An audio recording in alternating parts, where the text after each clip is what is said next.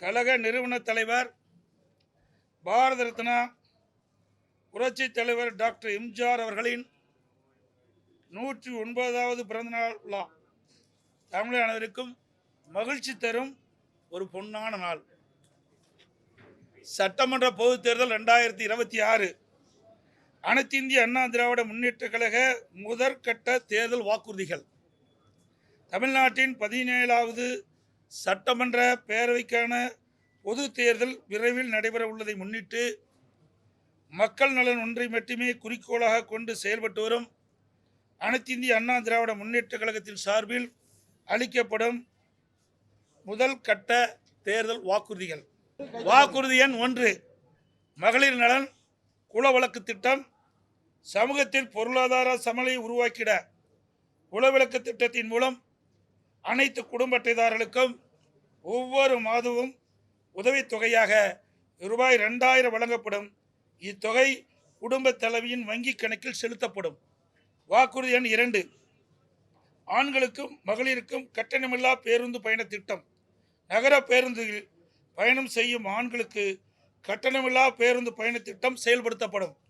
ஏற்கனவே நடைமுறையில் இருக்கும் நகர பேருந்துகளில் பயணம் செய்யும் மகளிருக்கான கட்டணமில்லா பேருந்து பயண திட்டம் தொடர்ந்து செயல்படுத்தப்படும்.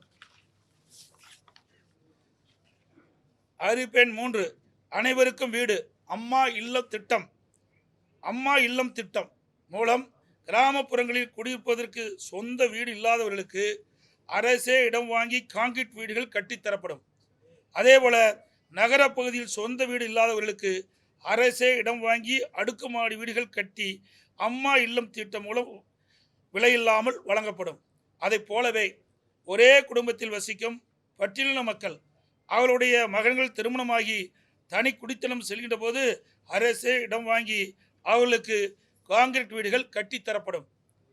அறிவிப்பெண் 4, 100 நாட்கள் வேலை வாய்ப்பு திட்டம் 150 நாட்களாக உயர்த்தப்படும். 100 நாட்கள் வேலை வாய்ப்பு திட்டம் 125 நாட்களாக உயர்த்தப்படும் என்று மத்திய அரசு அறிவித்துள்ளது.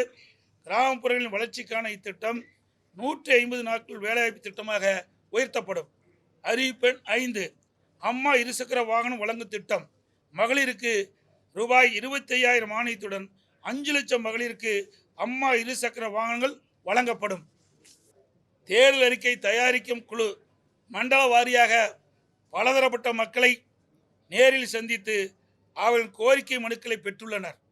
இப்பணி நிறைவடைந்ததும் அனைத்து இந்திய அண்ணா திராவிட முன்னேற்ற கழகத்தின் சார்பாக குழு தயாரிக்கப்பட்ட அறிக்கையை அறிவிப்புகளாக வெளியிடப்படும் என்று மகிழ்ச்சியுடன் தெரிவித்துக் கொள்கிறேன்.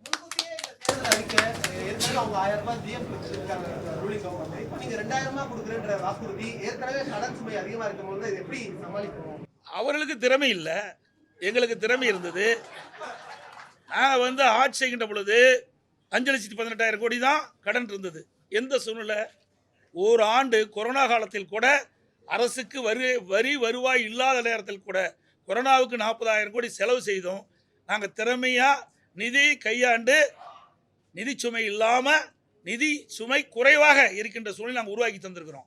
ஆனால் திராவிட முன்னேற்ற கழக அரசு பொறுப்பேற்ற பிறகு இந்த நிதி மேலாண்மை அமைப்பை ஏற்படுத்தி நிபுணர் குழு அமைக்கப்பட்டு அந்த நிபுணர் குழு மூலமாக கடன் குறைக்கப்படும், வருவாய் உயர்த்தப்படும் சொன்னாங்க. ஆனால் அதுக்கு நேர்மாறாக நிபுணர் குழு அமைக்கப்பட்டபோது கடன் தான் அதிகரிச்சிருக்குது. சுமார் இந்த ஆட்சி முடிகின்ற தருவாயில் 5.5 லட்சம் கோடி கடன் இருக்கின்ற ஒரு சூழ்நிலை ஏற்பட்டுள்ளது. ஆண்களுக்கும் கட்டணமில்லாமல் பஸ் அப்படிங்கிறது மேலும் அதை போக்குவரத்து துறையை ரொம்ப கடுமையான ஒரு நிதி உள்ளாக. அதுதான் நான் சொல்றேன்ல, நிர்வாக திறமை இருந்தால் எல்லாமே சமாளிக்கலாம். நிர்வாக திறமையற்ற சிரிக்கின்ற பொழுதுதான் இந்த கடன் சுமை அதிகரித்துக் கொண்டே இருக்கின்றது. அதையெல்லாம் இன்னும் அதாவது 2ஆம் கட்ட தேர்தலுக்கு முழுமையாக வெளியிடுகின்ற பொழுது இன்னும் பல அறிவிப்புகள் வெளியிடப்படும். இப்போ எங்களுடைய தேர்தல் அறிக்கை தயாரிக்க குழு ஒவ்வொரு மண்டலமாக போயிட்டு இருக்கிறாங்க, மக்கள்கிட்ட மனு வாங்கிட்டு இருக்கிறாங்க. இப்போ இன்னும் கோயம்புத்தூர் மண்டலத்துக்கு போகல.